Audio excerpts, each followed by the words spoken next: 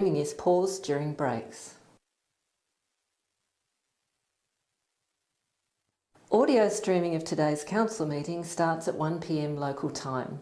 Streaming is paused during breaks. Audio streaming of today's council meeting starts at 1 p.m. local time. Streaming is paused during breaks. Audio streaming of today's council meeting starts at 1 p.m. local time. Streaming is paused during breaks. Audio streaming of today's council meeting starts at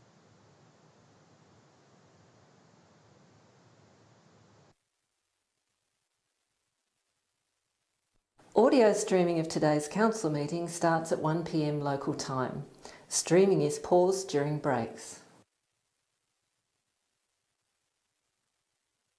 Audio streaming of today's council meeting starts at 1 p.m. local time. Streaming is paused during breaks. Audio streaming of today's council meeting starts at 1 p.m. local time. Streaming is paused during breaks. Audio streaming of today's council meeting starts at 1 p.m. local time. Streaming is paused during breaks. Audio streaming of today's council meeting starts at 1 p.m. local time. Streaming is paused during breaks. Audio streaming of today's council meeting starts at 1 p.m. local time. Streaming is paused during breaks. Audio streaming of today's council meeting starts at 1 p.m. local time. Streaming is paused during breaks. Audio streaming of today's council meeting starts at 1 p.m. local time. Streaming is paused during breaks. Audio streaming of today's council meeting starts at 1 p.m. local time. Streaming is paused during breaks. Audio streaming of today's council meeting starts at 1 p.m. local time. Streaming is paused during breaks. Audio streaming of today's council meeting starts at 1 p.m. local time. Streaming is paused during breaks. Audio streaming of today's council meeting starts at 1 p.m. local time. Streaming is paused during breaks.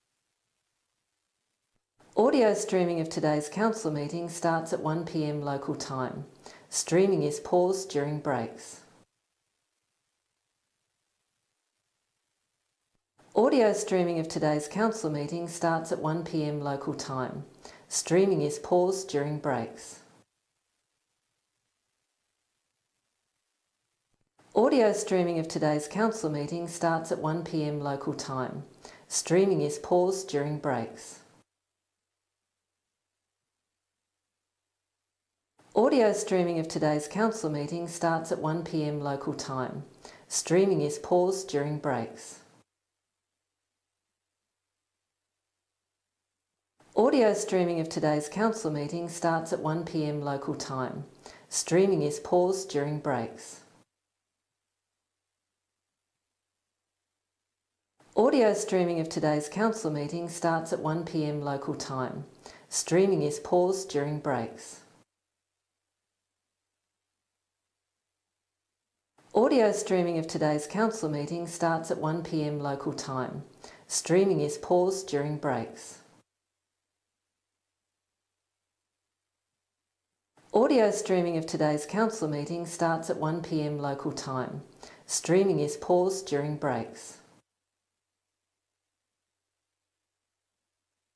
Audio streaming of today's council meeting starts at 1 p.m. local time. Streaming is paused during breaks. Audio streaming of today's council meeting starts at 1 p.m. local time. Streaming is paused during breaks.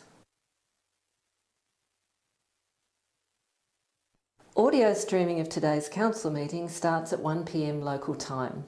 Streaming is paused during breaks. Audio streaming of today's council meeting starts at 1 p.m. local time. Streaming is paused during breaks. Audio streaming of today's council meeting starts at 1 p.m. local time. Streaming is paused during breaks. Audio streaming of today's council meeting starts at 1 p.m. local time. Streaming is paused during breaks. Audio streaming of today's council meeting starts at 1 p.m. local time. Streaming is paused during breaks. Audio streaming of today's council meeting starts at 1 p.m. local time. Streaming is paused during breaks. Audio streaming of today's council meeting starts at 1 p.m. local time. Streaming is paused during breaks. Audio streaming of today's council meeting starts at 1 p.m. local time. Streaming is paused during breaks. Audio streaming of today's council meeting starts at 1 p.m. local time. Streaming is paused during breaks. Audio streaming of today's council meeting starts at 1 p.m. local time. Streaming is paused during breaks. Audio streaming of today's council meeting starts at 1 p.m. local time. Streaming is paused during breaks. Audio streaming of today's council meeting starts at 1 p.m. local time. Streaming is paused during breaks. Audio streaming of today's council meeting starts at 1 p.m. local time. Streaming is paused during breaks. Audio streaming of today's council meeting starts at 1 p.m. local time. Streaming is paused during breaks. Audio streaming of today's council meeting starts at 1 p.m. local time. Streaming is paused during breaks. Audio streaming of today's council meeting starts at 1 p.m. local time. Streaming is paused during breaks. Audio streaming of today's council meeting starts at 1 p.m. local time. Streaming is paused during breaks. Audio streaming of today's council meeting starts at 1 p.m. local time. Streaming is paused during breaks. Audio streaming of today's council meeting starts at 1 p.m. local time. Streaming is paused during breaks. Audio streaming of today's council meeting starts at 1 p.m. local time. Streaming is paused during breaks. Audio streaming of today's council meeting starts at 1 p.m. local time. Streaming is paused during breaks. Audio streaming of today's council meeting starts at 1 p.m. local time. Streaming is paused during breaks. Audio streaming of today's council meeting starts at 1 p.m. local time. Streaming is paused during breaks. Audio streaming of today's council meeting starts at 1 p.m. local time. Streaming is paused during breaks. Audio streaming of today's council meeting starts at 1 p.m. local time. Streaming is paused during breaks. Audio streaming of today's council meeting starts at 1 p.m. local time. Streaming is paused during breaks. Audio streaming of today's council meeting starts at 1 p.m. local time. Streaming is paused during breaks. Audio streaming of today's council meeting starts at 1 p.m. local time. Streaming is paused during breaks. Audio streaming of today's council meeting starts at 1 p.m. local time. Streaming is paused during breaks. Audio streaming of today's council meeting starts at 1 p.m. local time. Streaming is paused during breaks.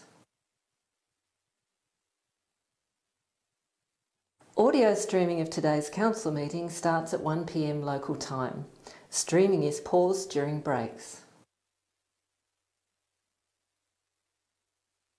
Audio streaming of today's council meeting starts at 1 p.m. local time. Streaming is paused during breaks. Audio streaming of today's council meeting starts at 1 p.m. local time. Streaming is paused during breaks. Audio streaming of today's council meeting starts at 1 p.m. local time. Streaming is paused during breaks. Audio streaming of today's council meeting starts at 1 p.m. local time. Streaming is paused during breaks. Audio streaming of today's council meeting starts at 1 p.m. local time. Streaming is paused during breaks. Audio streaming of today's council meeting starts at 1 p.m. local time. Streaming is paused during breaks. Audio streaming of today's council meeting starts at 1 p.m. local time. Streaming is paused during breaks. Audio streaming of today's council meeting starts at 1 p.m. local time. Streaming is paused during breaks. Audio streaming of today's council meeting starts at 1 p.m. local time. Streaming is paused during breaks.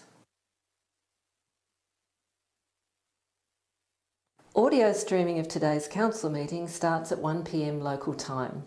starts at 1 p.m. local time. Streaming is paused during breaks. Audio streaming of today's council meeting starts at 1 p.m. local time. Streaming is paused during breaks. Audio streaming of today's council meeting starts at 1 p.m. local time. Streaming is paused during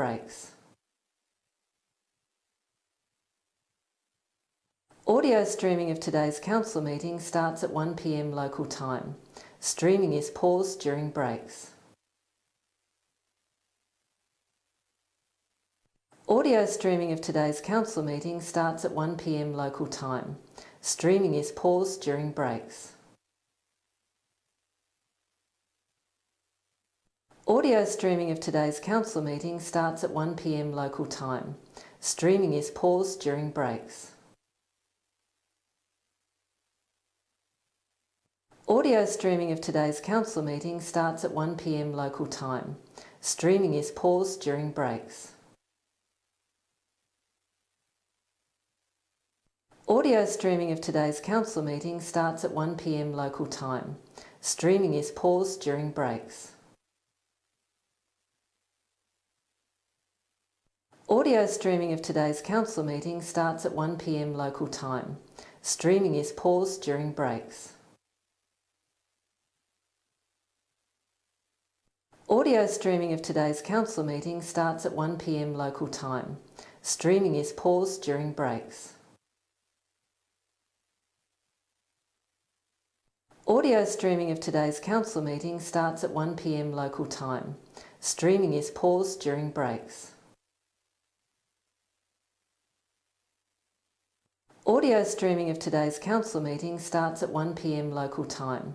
Streaming is paused during breaks. Audio streaming of today's council meeting starts at 1 p.m. local time. Streaming is paused during breaks. Audio streaming of today's council meeting starts at 1 p.m. local time. Streaming is paused during breaks. Audio streaming of today's council meeting starts at 1 p.m. local time. Streaming is paused during breaks. Audio streaming of today's council meeting starts at 1 p.m. local time.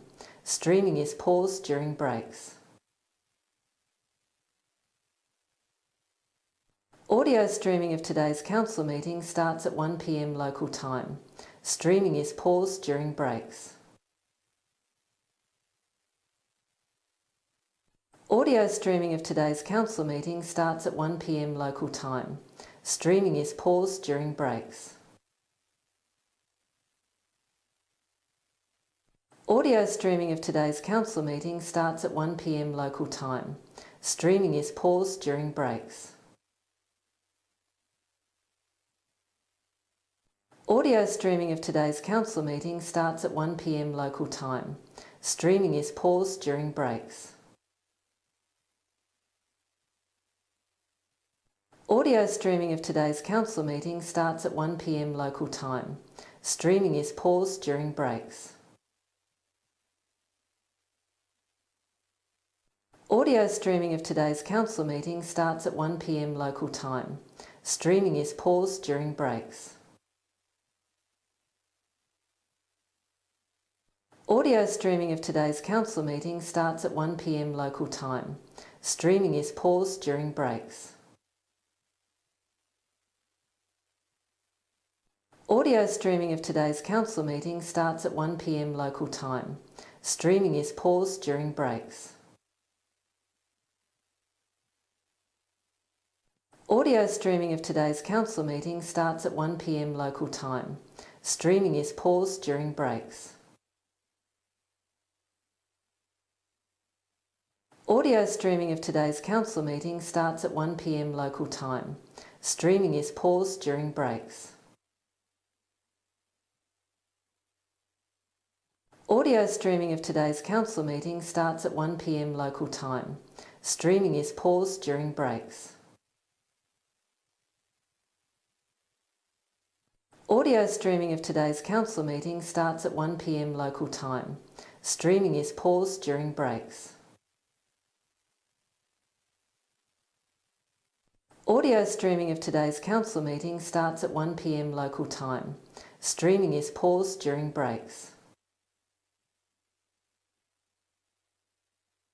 Audio streaming of today's council meeting starts at 1 p.m. local time. Streaming is paused during breaks. Audio streaming of today's council meeting starts at 1 p.m. local time. Streaming is paused during breaks.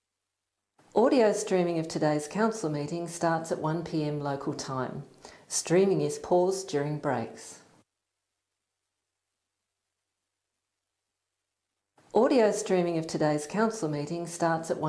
local time.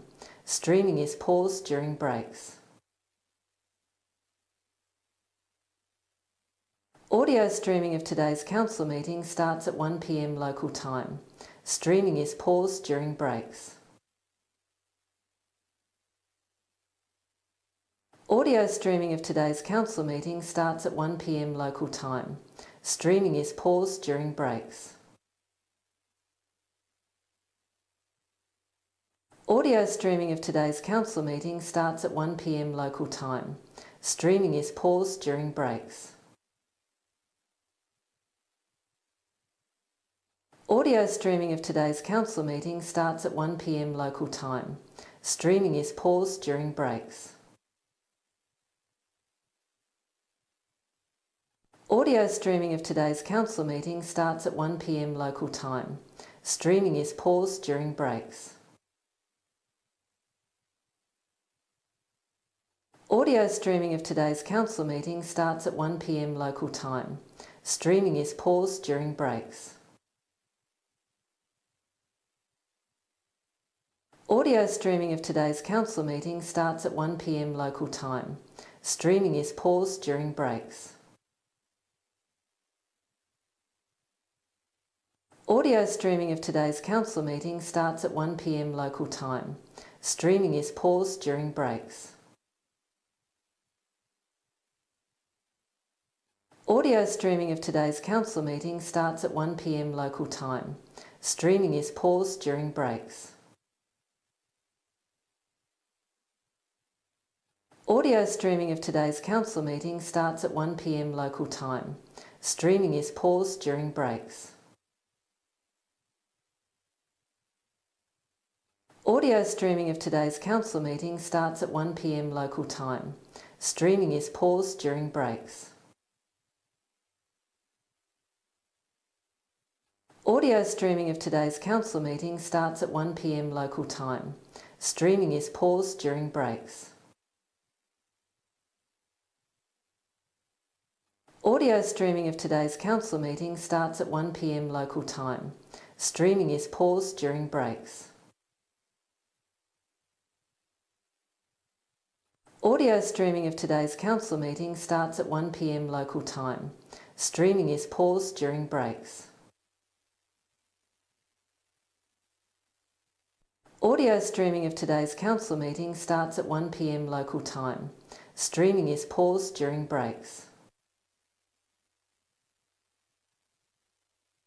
Audio streaming of today's council meeting starts at 1 p.m. local time. Streaming is paused during breaks. Audio streaming of today's council meeting starts at 1 p.m. local time. Streaming is paused during breaks. Audio streaming of today's council meeting starts at 1 p.m. local time. Streaming is paused during breaks. Audio streaming of today's council meeting starts at 1 p.m. local time. Streaming is paused during breaks. Audio streaming of today's council meeting starts at 1 p.m. local time. Streaming is paused during breaks. Audio streaming of today's council meeting starts at 1 p.m. local time. Streaming is paused during breaks. Audio streaming of today's council meeting starts at 1 p.m. local time. Streaming is paused during breaks. Audio streaming of today's council meeting starts at 1 p.m. local time. Streaming is paused during breaks. So I was wondering, are we live now?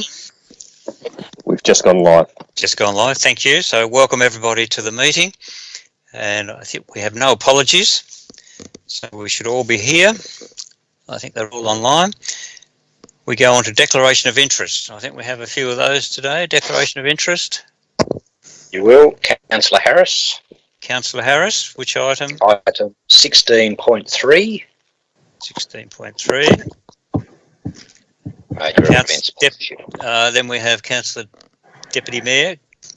Thanks, Mayor. I have a conflict of interest with regard to item 16.4. Two conflicts there, one being the Dance Sport Championship and the other being the Rotary Club of Tamer Sunrise Carols by Candlelight. Thank you. Then we have Councillor Dawkins. 16.2. 16.2. And Councillor Nick Dakin. 16.4 Tasmanian Turf Club. Thank you. So that's all the conflict of, no other conflict of interest or declaration of interest. Confirmation of the minutes. Somebody happy to move the minutes for the meeting held 9th of July. Councillor Deputy Mayor moved, seconded. Councillor Spencer. Yes, Spencer was waving to me. Saw that. Councillor Spencer seconded. All those in favour, please say aye. Aye. Aye. Any against? So the ayes have it, that is carried. We have no deputations, no petitions, no community reports. Public questions on notice are there from the previous meeting. Then we have public question time without notice. And they're going to be read out now by Kelsey, I believe. Yes, good afternoon, Mayor. The first question is from Mr. Ian Routley, and his question is, it was reported in the Mercury newspaper that Launceston City Council are budgeting for an $11.3 million deficit for 2020-21. Recognising the impact of COVID-19 for the next few years, what direction is Council adopting to reduce this deficit? Thank you. The City of Launceston has budgeted for $11.3 million operational deficit and a comprehensive surplus of $358,000 in 2020 and 2021. The 2020-21 budget was approved by Council at its meeting on the 11th of June 2020. Council officers are currently revising the adopted long-term financial plan in light of the impacts of COVID-19 pandemic, and in coming weeks we'll workshop with councillors opportunities to return the organisation to operating surpluses in the medium term. The revised long-term financial plan will be considered at Council in coming months. Mr. Routley's second question is, were the councillors informed that an application had been submitted to the Drought Communities Program, and when? Also, had Council been in a formal dialogue with the Patterson Street Central Car Park owner prior to submitting the application?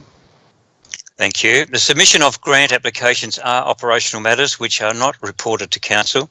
Council makes many grant applications each year, and where they are successful, councillors are advised of the opportunity to accept the funding.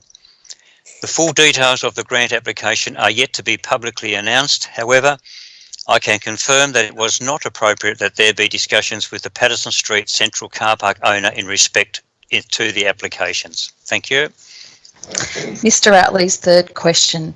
In reference to the Riverbend project, would you please provide full details of the original estimate of the cost, allocation for unseen costs, and when was additional expenditure approved after the commencement of the project? In view of the extent of the overruns, what budgeted projects did not proceed, if any? Thank you. The budgeted details for this project were provided in the Council agenda of the 9th of July 2020. Agendum item 19.1, the 2019-20 budget amendments. To restate, the original project included the Seaport Pedestrian Bridge at a cost of $3.6 million and a combined council approved budget of $12,039,176 million. The unforeseen costs were a maintenance shed at $192,000, the lawn area, irrigation and topsoil at $345,000, and a sewer connection at $129,000. Additionally, there were a number of project elements that exceeded their budget and a number of new elements that were added to the project. The Council approved the budget amendments at its meeting on the 9th of July 2020. There has been no need to defer any projects as a result of the Riverbend Park project. As is the case in any given year, the majority of council projects were delivered on or under budget in 2019-20, which created the capacity to financially accommodate the minority of projects exceeding their budgets. While it is understandable that projects exceeding their budget tend to receive more focus and attention than those delivered under budget. Thank you. The next questions are from Mr. Ray Norman. Mr. Norman's three questions are prefaced by descriptors which will appear in the council minutes for this meeting. Only the question is being read out at the meeting. The first question relates to the Council's Waste Management Centre and asks, will the Council now and expeditiously initiate appropriate regulations resulting in both substantial fines for inappropriate resource disposal behaviours and a reward system for exemplary resource recovery outcomes, as well as revisiting past refusals to recontextualise the Waste Management Centre as a resource recovery centre and employ appropriately qualified staff to oversee and implement the strategic change? Thank you. The answer is no. It would be neither feasible or appropriate to adopt the regulatory approach you are suggesting. The second question. This question relates to the City's fiscal performance and asks the Council, will the Council take immediate steps to appoint an independent forensic auditor to identify the root causes of the City's apparent fiscal ineptitudes and task to report expeditiously to the ratepayers and residents in a staged manner over 9 months in order that the fiscal failures and weaknesses can be addressed and allow Council to reset its rate demands and fees regime to fit the now clear economic circumstances of ratepayers, residents and regional business now struggling to survive. Thank you. The Council's financials are externally audited on an annual basis by the Tasmanian Auditor General's Office. It should be noted that Council has delivered underlying surpluses since 2015-16 and delivered cash and comprehensive surpluses every year, including a budgeted surplus of $358,000 for 2021. The Council's 2019-20 and 2020-21 annual plan and budgets have been heavily impacted by the need to provide the community care and recovery package in response to the COVID-19 pandemic. The decision to deliver this much needed and heavily supported package was made with the full understanding that would have an impact upon the Council's financial position, which will need to be managed over time. The Council's 2020-21 annual plan and budget has already been revised to enable a 0% rate increase, and Council staff are currently working on revising the adopted long-term financial plan. I suggest that you take the opportunity to scrutinise this amended plan when it is publicly released. Mr. Norman's third question. This question relates to the federal government's drought relief funding and grants program and asks, will Council confess to its misdeeds, return the money, the entire $10 million plus million to the fund? Now it is so very clear that Launceston is unethically and immorally benefiting from in the face of published evidence in the press and citizens' real-world experiences, that is, that Launceston did not and has not experienced drought at any level, albeit that the city and region may have experienced some but limited rainfall deficits, and consistent with this attempt to negotiate a fiscal way forward that is defendable, moral and ethical. Thank you. The Building Better Regions Fund grant round was available to all regional locations where official Bureau of Meteorology rainfall data indicated an extended period without or a significant decline in rainfall. Bureau data in the 20 months preceding the Council's application submission on December 2019 clearly showed a severe deficiency in rainfall for the region. Additionally, according to the Bureau, both the 2017-2018 and 2018-2019 year figures showed that the Kanamaruka-Tamar River was well below average in terms of flow and were equivalent levels to those recorded during the height of the millennial drought in Tasmania. Based on the eligibility criteria set down by the federal government, any council applying for a grant was required to provide evidence to support their application, which could include official Bureau rainfall data that indicated an extended period without or a significant decline in rainfall, and we have done just that. Our application was submitted in good faith last year after we made all the necessary inquiries directly with the federal government as to whether we were eligible or not. If we were not deemed eligible at that initial stage, our grant application would not have been submitted. It is as simple as that. The Council and the Coordinator General's Office are now working through the processes and planning around the acceptance of the grant, and we will share further details with the public once this process is complete. Thank you. The next lot of questions are from Mr. Lionel Morell. Question 1. How did Council make application for the $10 million drought relief grant when it did not own the Patterson Street Central car park property where the funds are to be expended? The full details of the grant applications are yet to be publicly announced. The application includes a number of assumptions which need to be realised in order to proceed with the grant. This includes finalisation of the ownership of the subject site. Thank you. Mr. Morell's second question, were councillors each aware of the source of this $10 million grant was from a drought relief program, and did they agree to an application being made before the application was lodged? Thank you. The submission of grant applications are operational matters which are not reported to Council. Council makes many grant applications each year, and where they are successful, councillors are advised of the opportunity to accept the funding. Mr Merrill's third question. Has the General Manager advised the owner of the Patterson Street Central Car Park that if his company does not agree to sell the property to New Creative, then Council will move to compulsorily acquire it? Thank you. The purchase of the subject site is currently following a legal process, and therefore the Council is not in a position to answer this question at this time. The last question for today is from Mr Robin Smith. Would Council consider making the Brisbane Street Mall an area that cyclists dismount in, please? Thank you. Yes, this question will be considered in the context of further discussions regarding the Brisbane Street Mall. Thank you. So that's the questions for now, for today. So we continue to move on. So under the provisions of the Land Use Planning and Approvals Act 1993, Council acts as a planning authority in regard to items included in agenda item 9, Planning Authority. The first item is 9.1, and I think someone's going to read out some additions. No, that's 9.3, isn't it? So 9.1. It is 9.1, correct. Thank you. Thanks, Leanne. Thanks, Mayor.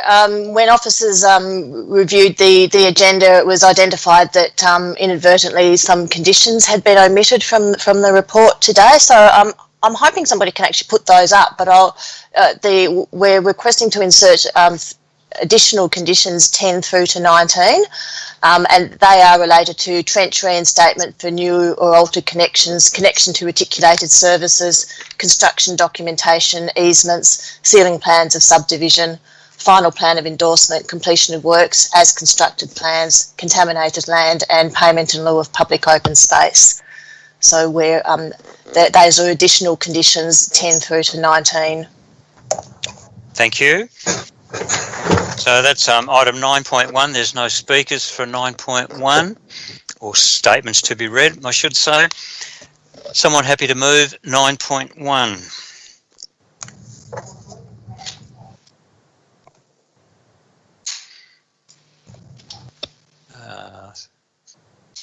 No? I'll move it, Mayor, on the basis, but I would like to see those conditions that have been put up so that we can see them, those additional conditions. Can they be put up? We better do that first then. We're just working on getting the screen shared for that.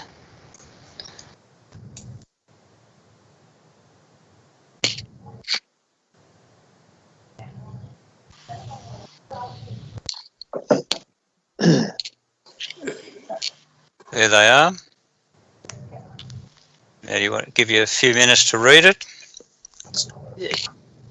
Those are not the condition. Those are the notes to the permit. Just need to go up. Yeah, thank you. So it really started at 10, wasn't it? Yes.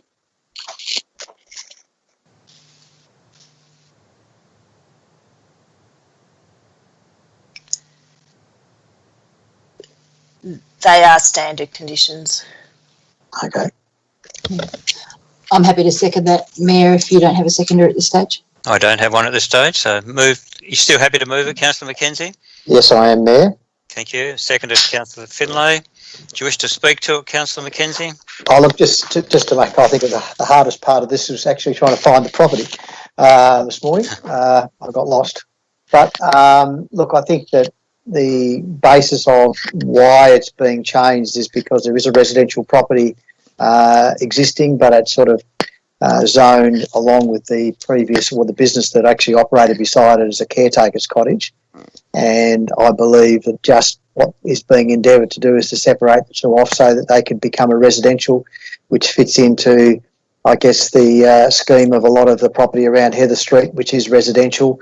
And I think that certainly makes sense to me. Thank you. Councillor Finlay? Yeah, this recommendation sits soundly within the intentions of the scheme and the broader area. I think it resolves this property well and also seeks to influence the resolution of any future activities that might happen in that immediate area. Thank you. Any other speakers, councillors? Councillor Walker? Yes, thank you, Mayor. Just a question to begin with. we're deciding today also whether to exhibit the amendment to the interim planning scheme. Is that a separate decision to the development application? Leanne? Richard? There's two decisions being made today. One is the rezoning and one is the subdivision and the associated terms of the planning permit. Those things, if council choose to initiate this today, both those things will be advertised to the council, to the public, and then the representations will come back to council in due course for consideration, and a report will be written on the merits of those and it will be sent to the commission for final approval. That's the process. In terms of the decision about whether to advertise, there is a potential for council, if they so chose, to have a longer date than is proposed, and we've suggested the date. So it's something that we're asking council to agree with, if that makes sense. So today we would be agreeing to the subdivision if we were to vote in the affirmative. Yes. There's a basic principle that we're not really. Well, it's not desirable to create a split zoned property. So that if we were accepting of the zone change, it's sensible and appropriate to put the residential on its own title. It would be a problem if the land was split zoned. I understand. You understand? It certainly sort of complicates the matter somewhat. It does make eminent sense. I mean, the building in question. Are you speaking now, Councillor Walker? Oh, sorry, yes. Yep, good. That's fine. Sorry. Yeah, I just sort of started with a question and I did intend to speak. Thank you, Mayor. No, you're allowed to. Go. Thank you. And I will. Now I have to remember where I was up to. Yeah, it is a, it's a building that's obviously built, as a residential building. It's used as such. And that makes eminent sense. I suppose my concern is the fellow landowners around that site, may take some umbrage with residential land being created in that precinct, if you like, for want of a better word. So that's my only concern. As a planning authority, I don't have a concern that is residential, just that people have that opportunity, and what it would seem in this process is that they would have that opportunity if we're to proceed. Yep, thank you. Councillor Harris? Get myself off mute, that's better. Yeah, look, just I guess along the lines of most of the other speakers, when on site today, it is obvious that this land is better utilised as a residential block of land than industrial, and so therefore the change and the subdivision to create the residential zoning does make common sense. And whilst it's not ideal to have some other land still on the same as industrial right next door, it is nevertheless a good first step towards what might become a slightly larger residential area. But yeah, it's a good first step, and I think it's something that as a city we must be conscious of, that they're not making any more land close to the city, and so land like this with good views is something that will be eminently important for residential into the future. Thank you. Any other speakers? Councillor McKenzie, wish to close? Yeah, just before I do that, just one other question to Richard. If when we get the public submissions back that we choose not to go ahead with approving it based on the commentary there, is the subdivision still appropriate, or does that lapse at the same time? They'd both be considered together. Yeah, okay. So council was the view that none of it should proceed after public submissions. It would have to make a submission on that basis to the commission. Ultimately, the decision lies with the commission, but they would be considered together. Okay, thank you. So just my final summary then is I think that, this is going out to the public for their opportunity to make a comment in relation to. We'll get submissions or not back in relation to this over through the advertising period, at which time it will come back to council for us to reaffirm the direction of doing the subdivision and rezoning it to residential. So from my perspective, this is a good process. I think the property looks like it's suited well for residential. We'll just see what residents and others say about that now, and we'll then come back in a month or so's time and determine whether it's still something we wish to proceed with. Thank you. I'll put the motion. Those in favour, please say aye. Aye. Aye. Aye. Any against? Please say no. There's none against, so that is carried unanimously. We then go 9.2 has been withdrawn, so we go on to 9.3, and we do have a speaker for 9.3. The speaker, the correspondence we have, statement, is from Jodie Goodwoodman and Roger Hill. Dear Council, as we've submitted an objection and following review of the recommendations to Council and for DA conditions from the town planners, request a full survey prior to DA approval of the block of proposed land subdivide. There is no clear line of sight to establish true boundary due to neighbour's hedge. The first drawing submitted was clearly showing the shed over the boundary. Has it been resurveyed as a full boundary survey or simply redrawn? This is unclear. Either way, the shed is leaning well over into our boundary from its footings and its current state and is in effect on our property. 1. We requested a full and complete survey as a condition prior to DA and not after the fact. The shed is leaning well into our boundary in its present state, however it's been there since 1933 and presents a 3 metre privacy which we've also had since 1933. Due to it being on and over and leaning over the boundary, we have accommodated this existing structure with regards to our own fencing and likewise the hedge. We have been forced to establish any fencing inside our boundary due to our neighbour's unwillingness to A. cut down the hedge and pay for any fencing, B. attend to his garage structure and any maintenance standard or pay for any fencing, failed to inform us of any potential danger of shed structure instability. I have established a garden on the wall and often work there. 2. Request that this section of the fence be replaced to existing standard and height in keeping with the established fencing already in place in my boundary. Once the wall is removed, maintain existing amenity and privacy level, particularly this section, at the applicant's full cost. 3. Request an engineer report for retainer wall and drainage once shed is removed due to land and earthworks around this area. There is a large gradient difference between my block and the neighbours. Large potential for landslide and loss of my garden into their property due to water runoff and a steep gradient difference. This has not been addressed. 4. Request a protection order for our property in regards to removal of shed. 5. Request a demolition order be established through the building code for safety and appropriate management of its removal to protect our property and cells. Removal of hedge. Once hedge is removed, request boundary line request boundary line established from true line of sight through complete boundary survey. 6. Request full fencing at 1.8 metre as recommended by the planner is paid in full and DA condition that is in place prior to the title transfer.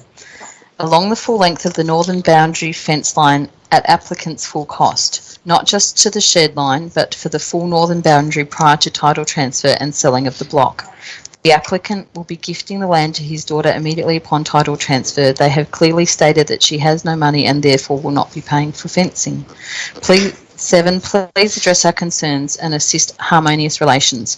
Why should we be penalised financially with undue stress and worry due to this DA if these conditions can eliminate undue cause for concern at the risk of our property and cells? A property that has considerable time and money lavished upon it only to be potentially ruined due to a DA that is not managed with clear conditions to protect not only our peace of mind but property. We have little faith our neighbour will do the right thing, as he didn't even inform us the shed was leaning badly, knowing I garden under the wall often, with its potential fall looking likely. Very worried. Thank you. That's the statements to be read out. So we've got 9.3. Somebody happy to move a motion?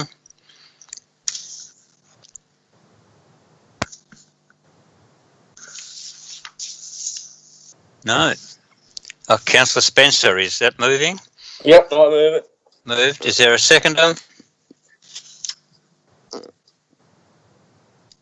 Happy to second that, Mayor. Oh, Councillor Finlay, thank you. Councillor Spencer, you wish to speak to it? yeah, I went and checked out that property this morning. There will be a new fence, Richard told us, from the existing garage down where the hedge line is at the moment. I'm not certain about from the garage up to the top. I don't know if Richard can answer that. I don't think the block is massive. It's got room on there to build a fairly big house. It's just a wasted backyard. It's probably 800 square metres. It's massive. I don't think this will actually affect the neighbours greatly. I think I will be supporting it. I'd just like Richard to inform me about the rest of the fencing from the garage up to the top. Thank you. Richard? I've got Duncan here, and I think Duncan's will answer this one. Thank you. Right, thank you. It's only intended for the condition to require a new fence from the back of the shed down to the front of the property. From the site inspection that some councillors took today, it was fairly clear. I thought that the balance of the fence from the rear of the shed to the rear of the property wasn't or didn't require replacement at this stage. Thank you. Councillor Finlay? Thanks, Mayor. I think the backyard of this property is in fact probably glorious. However, it does have capacity to hold the development or the what we're being asked today. Any future impact of any future build will be considered with a future development application, but it is appropriate given the capability of the land to meet the requirements of the scheme to support this today. Thank you. Councillor Walker? Thank you, Mayor. I will start with a question and then I will speak. Thank you. My question goes to the list of requests that were in that representation. So perhaps Duncan, I know some of those are addressed in the application we have in front of ourselves. For example, the location of the garage prior to the commencement, a survey, prepared by a registered surveyor, clearly identifying the location of the garage. But I don't know if you have the list of requests in front of you from the representative, but are you able to go through those and address some of those? Because, for example, one being, the height difference between the land, that's not something that we are privy to because we can't go onto that land. But ultimately, if there was to be a retaining wall there to account for the difference, that becomes the responsibility of the property on the lower side, if I'm not mistaken. Duncan? Thank you. The list of requests that have been put in by the representative, most of which will be covered under the building process for the demolition of the shed. Clearly there's requirements in any demolition under the Building Act that all care and attention is taken to protect adjoining property from any damage or inconvenience. There's a standard condition recommended on the planning permit in regard to amenity, requiring that any action or any works they take isn't to impact on the amenity of the neighbours. As far as the construction of a retaining wall for the difference in elevation between the two properties is concerned, again, that's something that will be addressed by the building surveyor at the time of demolition of the shed as to whether or not they're actually going to require one. A lot of the difference in elevation is a result of the landscaped courtyard area at the rear of the neighbour's house, and that's supported by a number of large rocks to generally hold it in place. So the condition that we've got on there really only requires that 1.8 metre timber fence running from the back of the garage onwards. Now, if that requires a concrete plinth for stability, the engineers at the time of demolition will determine that. But it's not strictly something that's required at the planning approval stage for the subdivision. Thank you. Councillor Walker. Thank you, Mayor. Thank you, Duncan. Yeah, I can certainly appreciate the level of concern from the neighbours. I'm sure anyone else would be of a similar position. You're used to the status quo, the privacy that the hedge trees that sound like they've been there a very long time provide would be removed, and besides that, potentially having traffic, car movements going more regularly if the land behind the house, the subdivided land, is to be developed in the future. When it comes to the costs that the representative was mentioning, would it be true that they would be liable for, because of the changes to the fencing and things like that, that they would be required to contribute to that? No, the condition requires the applicant to pay for the new fence from the rear of the shed to the front of the yard. That's a standard condition that we apply to many applications like this. So the cost of that fence is borne by the applicant, not by the representor. Okay. Bearing all that in mind, it's obviously, the size of the land allows for this type of subdivision to occur, and it is it's probably a normal driveway for most properties, but bearing in mind that houses on each side are fairly close to that driveway, I can completely understand the neighbours' concerns, and in terms of privacy as much as anything else. I think that as a planning authority, this does meet, the requirements. As I said earlier, completely understandable the neighbours' concerns. We can only hope that the whole process is extremely well managed, because there seems to be a number of factors at play, and that they are consulted in that process, because it would sound as if up until this point they have not been very inclusive of their neighbours, and I'm sure that's not something that the council can stipulate, but in order for these things to go smoothly, it's something that's necessary. So I'm wondering, you can well imagine this going very smoothly, or ending up with more problems than it's worth, really. So that's all I can say on that regard. I'm completely sympathetic to their situation, and encourage good communication on both sides at this stage. Thank you. Councillor Mackenzie. Thanks, Mayor. I've got a question just before I start speaking as well. Just looking at condition 15 in regard to soil and water management, and apropos to the questions raised by the representative, it seems to talk a lot about the soil in there, but it doesn't seem to mention much about water. Is it a standard condition that water needs to be retained on the property or reticulated off the property? I think that certainly is when we go into a building phase. But just that soil and water management plan doesn't seem to really refer anything much to water, the way I'm reading it anyway. So could you just give me some confidence that the water escaping from the property onto the neighbour's property is protected? The condition requires that water that's draining off the property into the stormwater drains or into the gutters is free of silt. So it doesn't mean that you have to somehow contain all the water and take it away or put it down the sewer or something. It's water that falls onto open ground that might pick up sediment, doesn't leave the property in an unmanaged way, such that it can then enter into the stormwater system and potentially the river. So this is really about taking sediment out of the water. If you have a sediment trap, the water will flow through that. It will filter the particles out of it, and the water will flow through in the normal way into the gutter and off the site.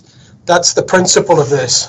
Okay. Is that clear? Well, it sort of does. It sort of leads to another question. Then, I guess, just given the nature of the land, and I guess there is a drop off to the land next door, is the building is this covered in the building code that the water runoff? You know, for instance, if it's going to be a sealed way, and they're obviously taking the trees out, is clearly trying to manage that water so that it goes down into our stormwater system rather than over the edge and into the neighbouring property. Is that a condition that is in the building? I don't know that I could see it in here. I'm just concerned that clearly there is the opportunity off that run, you know, once they take out some of those things that are there now, potentially if it was cambered the wrong way, the water could run off and into the neighbouring property. That's a requirement under the building and plumbing permits that you'd need to connect these into the stormwater. Allowing concentrated stormwater to go onto your neighbours is not allowed under those permit processes. So anything that's concentrated off roofs or off driveways or anything like that needs to be channeled appropriately into the stormwater system. Yeah, that's what I thought. I just thought, just for clarification, because that seemed to be one of the questions that was being raised in the representation. So I think that the reality of it is that there is sufficient width for a right of way up the side of the house to get to the block at the back. The issue about the removal of the garage, I take on board the comments about the safety aspects raised by the representative, but I think that's also being, that's something I think they need to be mindful of anyway. Certainly in observing the garage today, there was a huge crack through the cement footing of the garage, and you could see that the walls of the garage were sort of tilting towards the neighbouring property. So therefore, something at some stage would need to be done, and I think probably under emergency action, the neighbour could the proponent could quite probably seek an emergency order to remove the garage anyway. I think that the requirements under the planning scheme are to have a fence, not necessarily the fence that was there before, but a 1.8 metre fence is sufficient. And again, that the conditions are that needs to be provided by the proponent, and therefore there's no cost associated to the neighbouring property in this particular instance, which normal boundary fencing is usually split on a 50-50 basis. As advised by the planner, the fence beyond the garage is still in reasonable repair and in no need for any need for replacement at this point in time, and therefore shouldn't be part of a condition to make that happen, I don't believe, before that happens. So in my sense, the planning scheme is being properly attenuated. I think that the block is certainly able to take a development. What that development looks like is for a further development application, and therefore considerations by neighbouring properties at that stage as to the appropriateness of any future development on the property is something we're purely looking at the subdivision of the land and the access points to it. So I'm happy to support that motion today. Thank you. Councillor Dawkins.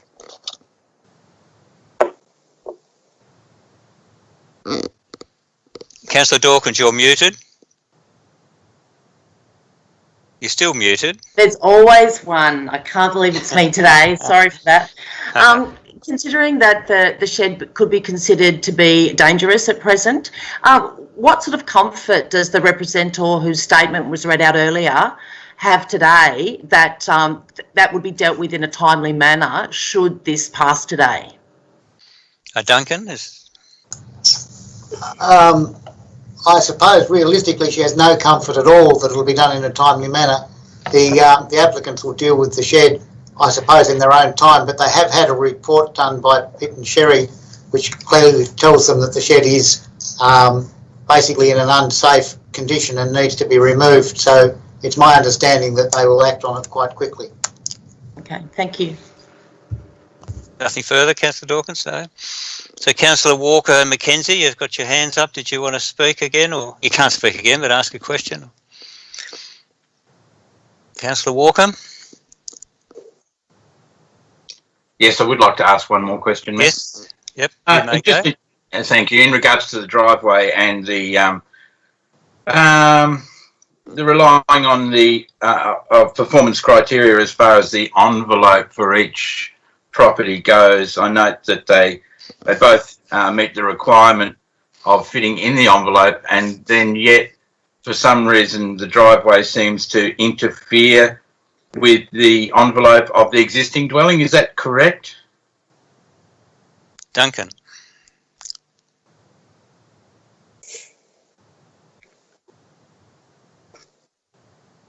No. You're muted.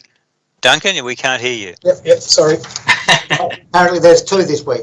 The driveway proximity to the existing house, that creates an issue, a simple reality that the existing house is the existing house, and it already protrudes beyond the necessary building envelopes that have been brought in now. Those building envelopes weren't in existence when the house was built. Thank you. Any other questions? Well, I just, I suppose in that regard, once the subdivision is a success, potentially that block could be sold off. I mean, it's fine when you're saying, well, this is a relative that's going to take ownership of that property, but that might, be on the market in 1 month's time. And then we're in a situation where you have obviously different landowners. And, do you think that issue, therefore, would create, concerns or issues regarding two different landowners? No, I don't. It's quite common that this happens where there's a driveway quite close to the side of an existing house leading up to a second dwelling behind that house. It's a very common occurrence and very rarely creates an issue. And the driveway would be part of lot 2, not an easement over lot 1? Top of my head. Hang on. The driveway is part of lot 2, yes. And lot 1 would have right of way over it. Ah, that's where. So, and lot 1 has right of way over it until what point? To the boundary? They haven't detailed that, but I would expect that for the width. Oh, sorry, it's to just behind the existing garage. Right, and that is the only entrance to the property, isn't it? That's the only entrance to the newly created lot. Yes. Yeah, the house the existing house has another garage on the street level at the other side of the block. Yes, but potentially someone from lot 1 who has right of way over lot 2's access. Again, it could cause some issues potentially if someone was to park there, for example, and block it or use it for some other purpose. We can't regulate the bad behaviour of neighbours. Unlawful behaviour. Very good. Thank you. That's all, Mayor. Thank you. Any other questions? Speakers? Councillor Spencer, you wish to close? Yes, please. I just hope the engineers and the building surveyor can work in with the neighbours. That's one important thing. I think there's only room for one building at the back of this block, so no one can actually build a couple of units there. It only can be one building. I just hope the building surveyor can keep the neighbour happy. And my suggestion is a concrete footing down that fence line to hold the wall, to hold the fence and everything. And I think that should be, the building surveyor should enforce that. But I think there's plenty of room there for another building at the back of it. So I just hope the neighbours can work in together, because there's nothing worse than having neighbours not happy with each other. Thank you. True. Thank you. I'll put the motion. Those in favour, please say aye. Aye. Aye. Aye. Aye. Any against, say no. No. One against, Councillor Walker. The rest are for. The motion is carried. So we move down the order to councillor reports. Any councillor reports? Councillor Walker. Is your hand up still from last time, or is that a... Deputy Mayor, Councillor Gibson. Thank you, Mayor. I've got 4 items that I'd like to briefly report on today. The first is that yesterday I represented our council in attending the Local Government Association of Tasmania's annual general meeting and regular meeting. The recommendations, as per the directions that we agreed to at last fortnight's council meeting, were all passed in the direction that we had directed me to vote in. And I also wanted to say that I will be circulating an updated copy of the strategic plan, which was further endorsed at yesterday's meeting, with the inclusion of the action to support council's recovery efforts from COVID-19. As you would expect, as we know, the sector has been hit hard, and so thus the report and plans for the coming year include provision for that.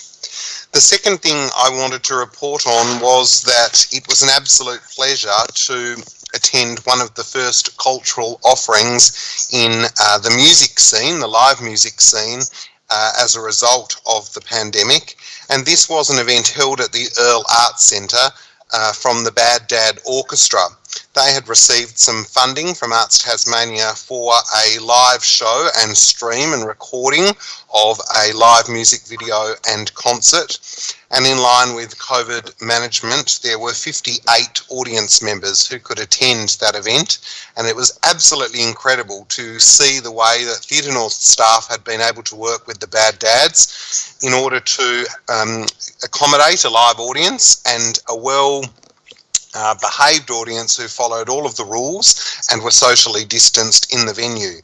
I was nervous that a live venue that accommodates 200 people might look quite empty with only 58, but the way that the management plan had been implemented really spaced everyone out in the venue, and it certainly didn't dampen the event. So it was just wonderful to attend one of the first live music events. We know that other organisations are working with Theatre North. Councillor Mackenzie, a member of the Theatre North board, are working with Theatre North to secure space and accommodation in the venue as the year continues, but it was great to be able to attend one of those first events. The third item I wanted to mention, Mayor, was that on Monday evening I attended one of the most powerful, impactful things that I've ever had the privilege of attending. And this was a graduation ceremony for 10 young people who had been for the last 10 months involved with Will Smith's JCP Empowering Youth program. A mixture of young people aged 10 through to 17 from right across Tasmania, those that had been involved with the juvenile justice system and those that had been bullied or displayed behaviours in their school, non-attendance or otherwise, which might see them become involved in the juvenile justice system. And there are some incredible programs on offer in Australia, and I've seen some wonderful things with young people, but this mentoring program, this one-on-one mentoring program, and the turnaround for those 10 young participants was absolutely breathtaking, like nothing I've seen, and reminds me, and should remind all of us who have the privilege of coming into contact with Will Smith, himself a police officer, or any of the JCP team, the impact that just one person can have on a young person's life, and the way that one person can positively turn a young person's life around. Many of these young people had either attended Ashley or were in the final stages of heading in that direction, and all 10 of them had displayed no interaction at all with crime during the 10-month period that they'd been involved. So it's wonderful to develop plans, and it's wonderful to direct money, and it's wonderful to be able to do the big ticket items, but they only work when you can positively impact and turn around young people's lives one person at a time. And so if any councillor ever has the opportunity to engage with Will Smith and JCP Empowering Youth, I couldn't recommend it more highly. And the fourth and final thing, Mayor, that I want to mention is that on Sunday, Donate Life Week commences around Australia. And during the week, there were 2 people in our community who I interact with on a daily basis who have received transplants that have enabled them to continue contributing to Northern Tasmania's cultural scape, but also enabled them to continue living. And I have been the recipient of a human library book story who demonstrates the way that donating organs and signing up to being an organ donor can positively impact so many people's lives. So from Sunday the 26th of July to Sunday the 2nd of August, I encourage councillors and those listening in our community to get behind the Donate Life Week concept. Thank you. Thank you. Councillor Dawkins. Thank you, Mayor. On 24th of July, I was privileged to attend the Tasmanian Salon and Virtual Den Fair at Design Tas. The event brought together designers and makers for a long table supper, surrounded by the works of Tasmania's eminent designers. It was partnered with Brand Tas, Harvest Launceston and the Greater Launceston Creative Cities Project. It was a really beautiful event, and it really showed me the simplicity and the elegance Tasmanian food designers and furniture designers and makers, when they're brought together, there really is something incredibly special here, and I'm ever grateful for the work of Claire Beale and her team for really highlighting what Tasmanian designers can do. Thank you. Councillor Finlay. Thank you, Mayor. 2 items today. I want to acknowledge both yourself and the Deputy Mayor and myself attended with Michael Stretton the reopening of Royal Park. And it was lovely to have Dave and Auntie Patsy provide the welcome to country for that. It's great to have that facility back open and done in such a special way. The second item I wanted to acknowledge was last night, in fact, and again attended also with yourself. The Fragile X Awareness Day happens annually, and as has previously happened, Town Hall is glowing orange, and whenever the Town Hall represents a certain awareness campaign and presents in a certain colour, it's always nice to provide some community understanding around that. Fragile X, I think, is quite unknown in the community. So the day marks raising awareness, but also it's a way of demonstrating support to families and community members living with Fragile X. So if you're not aware, Fragile X, it's actually the leading cause of inherited intellectual disability in Australia.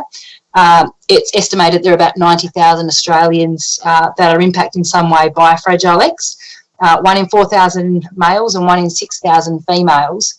And in fact, further to that, both males and females can be carriers of the Fragile X gene alteration, and about 1 in 250 women or 1 in 800 men may be what they call pre-mutation carriers.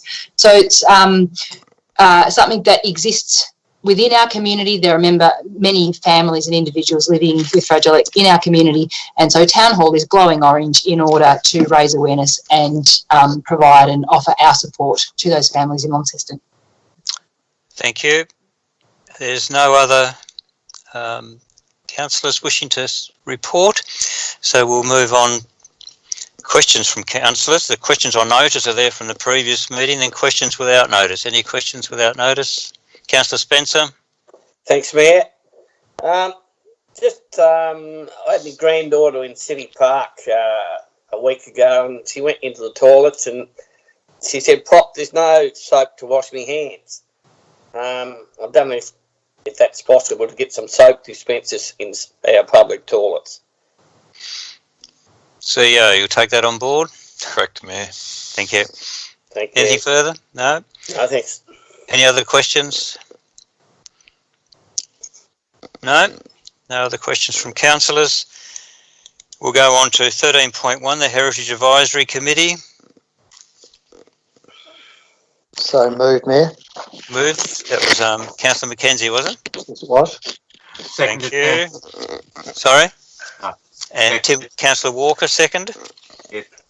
Thank you. Do you wish to speak to it, Councillor McKenzie? Oh, look, I think that the report actually speaks for itself pretty well. I think it's important, and I think noting further on in the update on our review of our plans, it talks about the Heritage Planning Review and the fact that we are progressing quickly with that. I think we're probably more held up by process in other places than what we're doing or not doing at the moment. I think it's great that we brought the Heritage Snap Award back, and I think that's good. That's going to happen again this year, so hopefully we'll get some good applicants for that. Thank you. Councillor Walker, wish to speak to it? Nothing to add to that. Thank you, Mayor. Thank you. Any other councillor Councillor Deputy Mayor? Thanks, Mayor. Just couldn't miss an opportunity to point out the update with regard to item 3, the City Park fountain, to note that the COVID pandemic has seen a delay in the restoration of that fountain, but once the borders do ease, that the dates for the starting of that work will be redefined. So really looking forward to that, and thank the team for continuing to pursue that matter. Thank you. Any other speakers? So Councillor Mackenzie, wish to close? No, I think it's all been said, Mayor. I'll put the motion. Those in favour say aye. Aye. Aye. Aye. Any against? Say no. None against, so that is unanimously carried. Thank you. We go to 14.1, Council Workshop Report. Is there a mover? Happy to move. Councillor Mackenzie moves. Seconded, Deputy Mayor. Happy to. Yeah, bit late, quick. Councillor Mackenzie, wish to speak to it? Look, I do, because I just really wanted to highlight the first item on the key city park spaces and events, and we had a fantastic report given by Emma Williams and her team in regards to our spaces, and I guess the impact that using our parks have in relation to the life and well-being of the trees and the plants that we have in those public spaces. And I think that somewhere along the line, it'd be great for us to be able to give a more public expose of what actually happens and how we actually, the very fact that we walk around on it, the fact that we drive vehicles around near trees and the impact on those. But certainly from my point of view, is extremely enlightening and ensuring that we need to protect our trees and make sure that we manage those spaces as best we can. It doesn't mean we can't have events on them, but we need to be aware of the impacts that events do have on those spaces, and ensuring that we do the best that we can to manage those so that those trees are with us for many, many, many, many, many years to come. So I thought that was just worth highlighting. I think it was just really good. Thank you. Deputy Mayor, Councillor Gibson. Nothing further, thanks, Mayor. Thank you. Any other speakers? Councillor Spencer. Thanks, Mayor. I think I learnt a fair bit from that workshop from Stewie the other day about the trees and the compacting. But I think, the last 300 years, I think we should allow for planting new trees in the near future. Thank you. Any other speakers? Questions? I'll put the motion. Those in favour, please say aye. Aye. Aye. Aye. Any against, please say no. The ayes have it. That is carried unanimously. We'll move now on to 16.1, community grants. Now we do have some with, no, not with this item. So 16.1, somebody happy to move that? I'm sorry, Mayor, this is Leanne. I think we have a speaker for 16.1. Oh, we have two. You are. So I knew we had something for it. Thank you very much for that, 16.1. So go ahead. I have Rachel Beach of Just Cats Incorporated. Thank you so much for the opportunity for us to apply for the City of Launceston Grant 2020. As the founder and director of Just Cats, I have found that one of the biggest reasons people surrender their cat is because the cat is displaying behaviour issues due to being an entire male, not desexed, or is a female pregnant cat and or has had a litter of kittens. The simple reason for all of the above is that the cats are not desexed. The roadblock for these people to desex their cat is financial affordability. Most are from low economic areas, unemployed, and desexing is low on their priority list. This grant would allow us to start our community outreach program where we will be able to desex these cats at either a reduced rate or for free, depending on each person's individual situation. This will prevent the amount of cats who are generally surrendered due to not being desexed. Plus, as an added bonus, it will prevent further unwanted litters of kittens. At Just Cats, we would prefer to find a solution for people to hold on to their cat responsibly rather than having to surrender. We thank you for the opportunity once again and look forward to being a service that people can easily access when needed through our outreach program. Thank you. And then we have another speaker.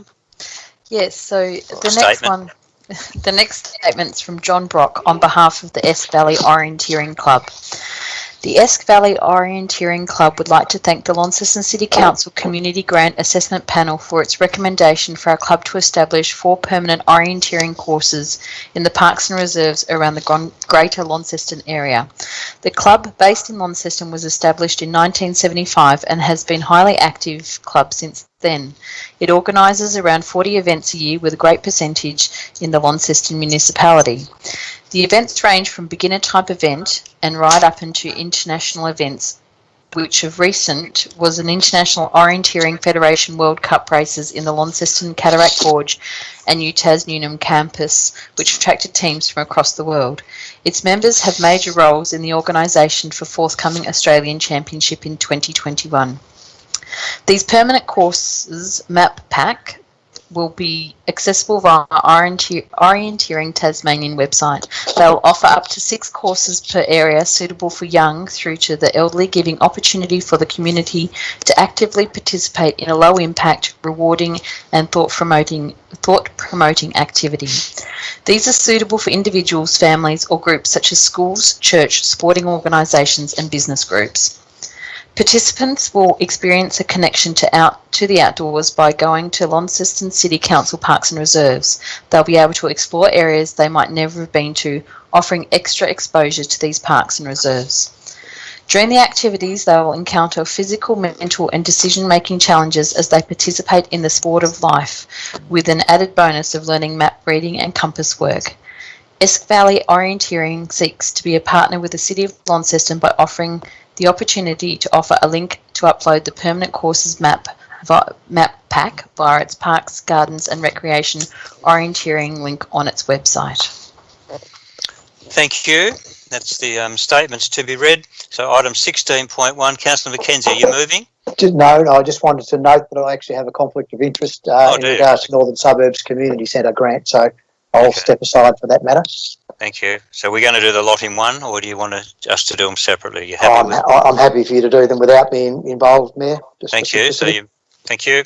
So somebody happy to move 16.1, community grants? Councillor Walker. Councillor Walker moved. Councillor Spencer second. Councillor Walker, just to speak to it. Yes, I will. I was waiting for our Deputy Mayor to move this motion, as he does chair these meetings, and a good job he does of that too. Really just to say that because of impacts that the whole of our community has faced with COVID-19, there does seem to be a dearth of applications, some people who withdrew because they were unable to complete the things that they might wish to have done. Having said that, the quality of these particular grant applications was great. I especially am very supportive of the desexing of the cats. We all know what an issue cat population is in all of Tasmania, especially feral cats, which is quite often a result of people not knowing what to do with the kittens they may have on their hands. So anything we can do in that regard to improve that impact is great. Yeah, that's about all, Mayor. But yeah, thank you. Congratulations to the successful applicants. Thank you, Councillor Spencer. Yep, I agree with Councillor Walker. These sexing cats, we've got the problem on our farm with them. One question I want to ask: are we up to the part with the ladies' cancer getting no money this year? Are we on that one, or we do on 16.1? All right, no worries. Okay, that's 16.2. Yeah, it's next one. Any speakers? Even though Councillor Mackenzie is not here for this item. No other speakers. Councillor Walker, you wish to close? No, all being said. Thank you, Mayor. I'll put the motion. Those in favour, please say aye. Aye. Aye. Aye. Any against? Say no. No, that's carried unanimously by all. Thank you. Councillor Mackenzie, you may come back in. 16.2. We move to small events. I think Councillor Dawkins is sitting out this one. So, someone happy to move the lot as it is? Mayor, just to note that there was the alternate recommendation. Oh, yeah, correct. People got that, the alternate recommendation? The change? Perhaps, Deputy, you'd like to just say what that was while we're there? Happy to say. So, as has been the case with all event organisers, our staff have been working very collaboratively, and thus, since the time of assessment, 2 successful, what would have been recommended successful applicants in the Festival of Dance and the Thai Association of Tasmania's events, it has been confirmed that they will not be proceeding, and so thus the addition of a point 2, noting that they would have been successful, but because the events are not proceeding, they will not be entitled to any funding. Thank you. So somebody happy to move with that amendment? Deputy, you moving? So happy, yeah. Is there a seconder? Yeah, I second it, Mayor. Councillor Spencer, thank you. Do you wish to speak to the item at all, Deputy Mayor? No, it's all included, thank you. Councillor Spencer? No, thanks, Mayor. Any other councillor wish to speak to item 16.2? No? I'll put the motion. Those in favour, please say aye. Aye. Aye. Aye. Aye. Any against, if you could say no. That's all present. That is carried. Thank you. We go to 16.3. We do have Councillor Harris, I think, sitting out this one. Is that right? Yep. Have I got that? Yep. Sitting out this one. Yep. Thank you. Somebody happy to move those 16.3?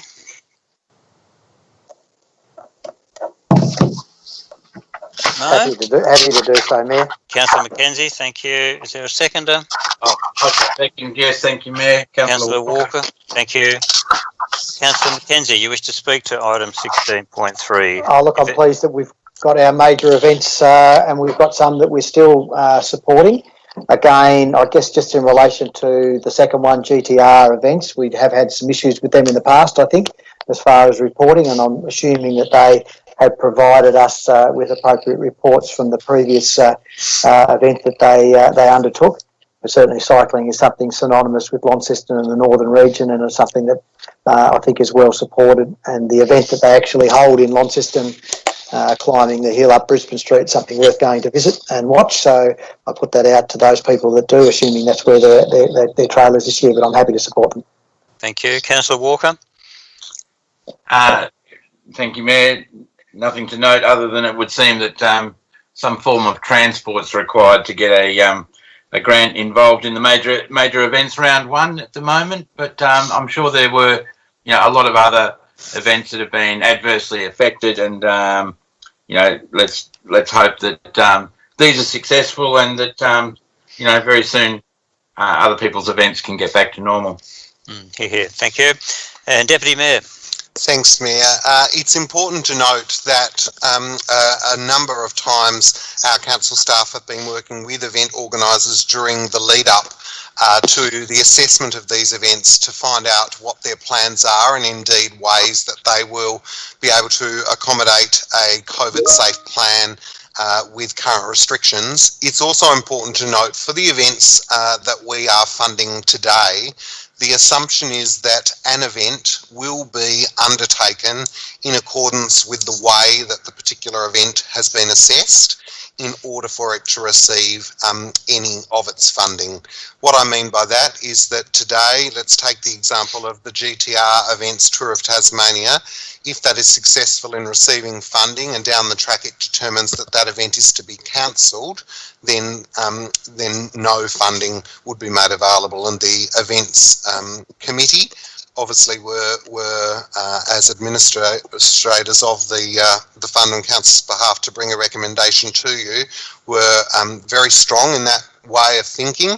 Obviously, council staff have been working as a result of our recovery package, and in line with that, very collaboratively to ensure that those events that were cancelled or postponed were not impacted in terms of the finances that they were entitled to from the previous round. But moving forward, we wanted to be sure that there was a return on that investment. Thank you for that. No other speakers? No. So, Councillor Mackenzie, you wish to close? Nothing to add, Mayor. Thank you. I'll put the motion. Those in favour, please say aye. Aye. Aye. Any against, say no. None against, so that is carried by all. Thank you.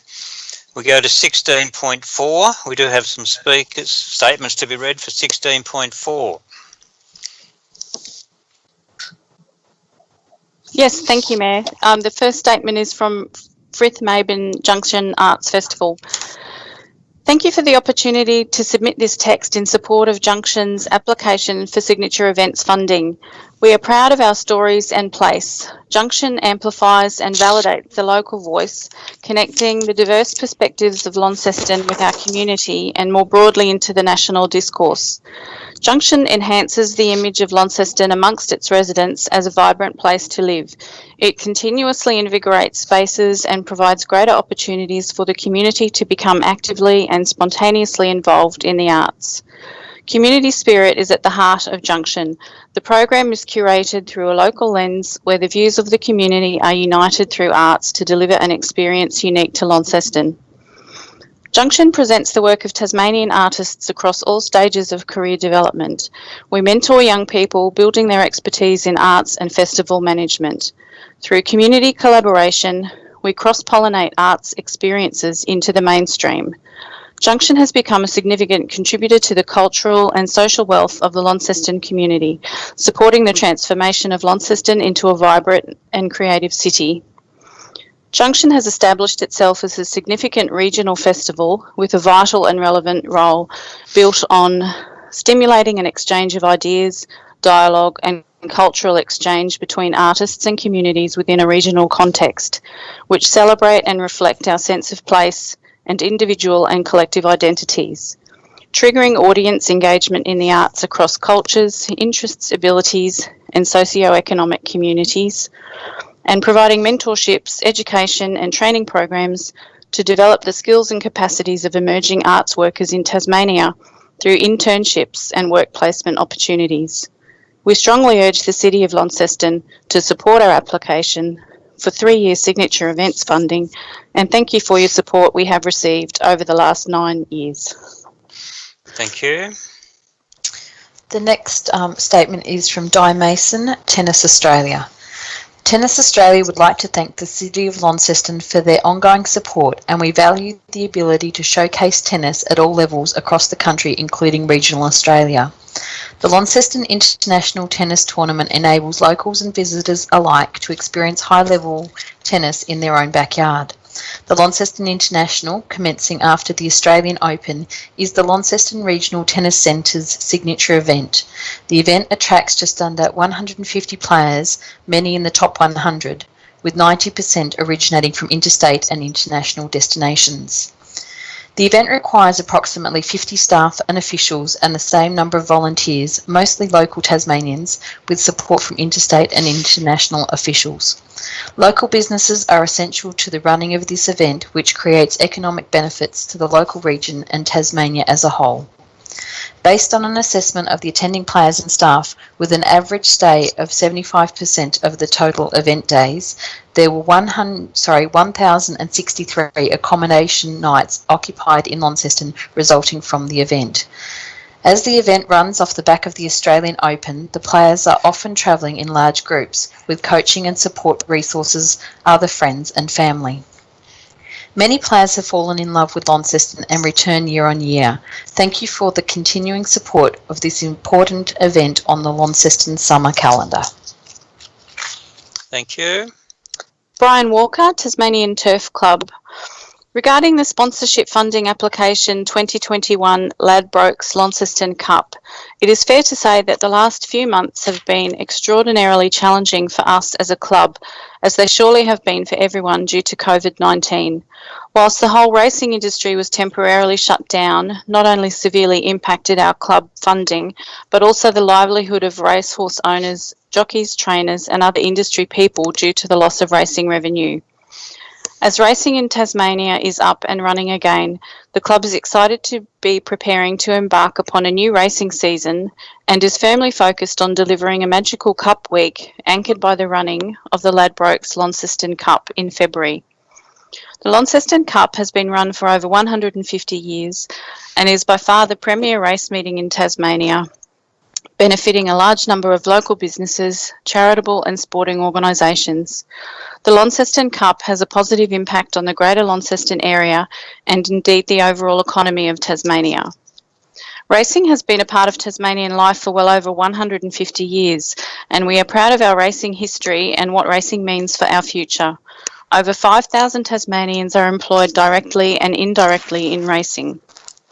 We are mindful of the possibility that health restrictions may not allow for our usual patron numbers, which will also have a flow-on effect on the club's finances, as the club relies heavily on the running of this single event to finance the remainder of the racing season. Given the above, we would ask that you look favourably upon our application for future sponsorship funding. We sincerely thank you for your support during this unique and challenging time. Thank you. Thank you. Now we'll break this up 16.4 into recommendation 1 and recommendation 2, and also we have a few people that have an interest in 16.41. Deputy Mayor does in dance sport and Councillor Dakin does in the Tasmanian Turf Club. So I wonder if we could do the rest apart from those two first. Someone happy to move that bar those two that I've just mentioned? I'd be happy to move that, Mayor. Deputy Mayor, thank you. Is there a seconder? Happy to second that. Councillor Soward.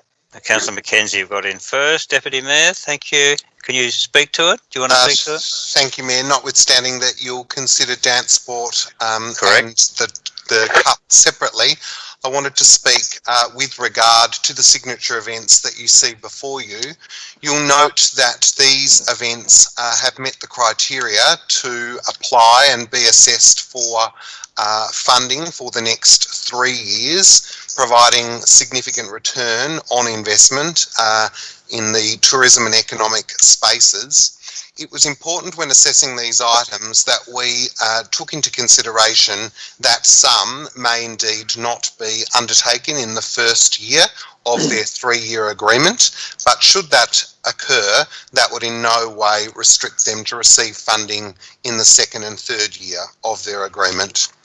So there could well be major events there that will be cancelled in the 1st year of the agreement, and that will in no way impact them and throughout the life of the agreement.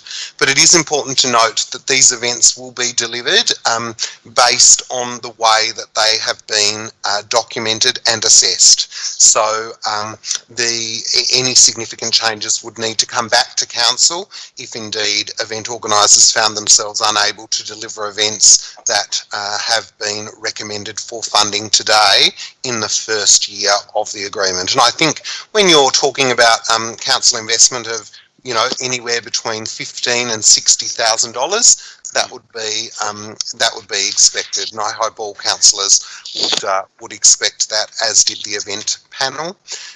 Important to note that there is still a long-running trailing commission in respect to Tennis Tasmania. We certainly wouldn't want any more of those kind of event agreements set in place for the City of Launceston, because it does indeed take away money that the organisers of the event would be able to use on the specifics of the event.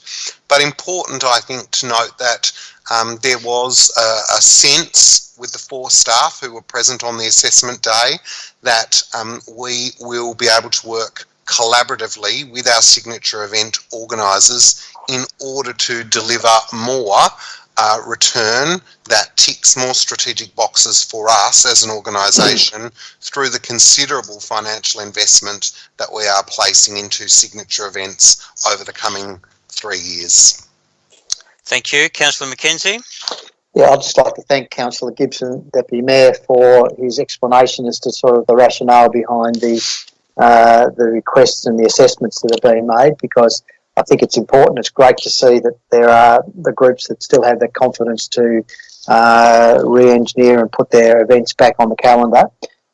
There's no doubt that COVID will have its place to play in regards to these event organisations as to numbers of people that may be able to attend.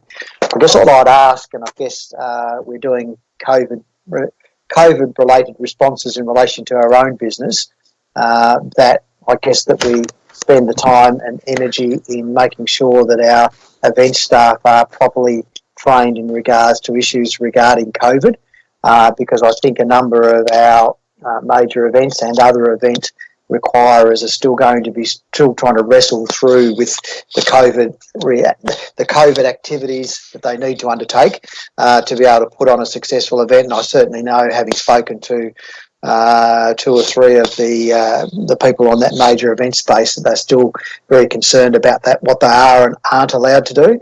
So I guess from my perspective is the council works as closely as they can with those groups to try and make sure that any things that we have to bear in regards to that or come across in regards to our COVID responsibilities are well articulated, and we try to work through those with those event organisers to make their journey as easy as it can be, because I know that it probably won't take much for 1 or 2 of them to say, look, it's too hard, I'm not going to do it. So what we can do to assist them, I think, is something that we should continue to make sure we are on the top of our game. Yeah, and they are doing that, which is great news. Councillor Harris. Can you put me on your list, yes, please, Mr. Mayor? Yep, we'll do. Just had a question. So I'm aware that the Launceston Cycling Festival, for example, won't run in 2020, and yet, because this is a 3-year agreement, they'll effectively be getting a 2-year agreement for 21-22. Is that correct? Perhaps Councillor Gibson might answer that if he Deputy Mayor is able. I'm happy to. General Manager Hurst, is that okay? Yep. So you will note that there are significant benefits that come in terms of the ability for organisations to be able to plan for 3 years with regard to funding. So we didn't want, and indeed one of the criteria for subsequent applications to be considered as a signature event is that you have had funding for a period of time. So we didn't want, at the point of assessment, given that people had worked extremely hard on their applications, we did not want to reject them on the basis that they weren't going to be able to undertake the event in the first year and then ask them to reapply each year to receive funding. We didn't think that that was in the best interest of a strong events program and a strong event calendar moving forward. So essentially they just will not be receiving funding for the first year of the agreement, and they'll receive what they're entitled to in the second and third year if they're able to undertake the events. Thank you. Thank you. Councillor Dawkins. Thank you. The triennial funding nature of these grants, it reflects how important it is for these kind of event organisers to have that long-term funding ability, which many event organisers clearly don't have. So this shows that City of Launceston understand how important it is for events organisers to have certainty.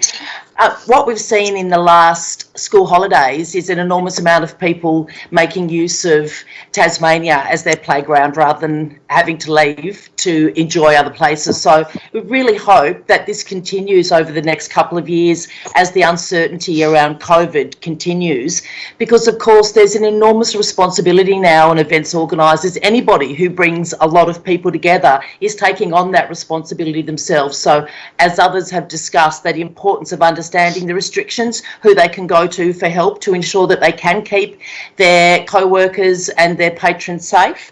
And some will react more adeptly than others. So it's not going to be easy for any of these event organisers over the next few years, but I hope that Tasmanians look internally to support many Launceston events.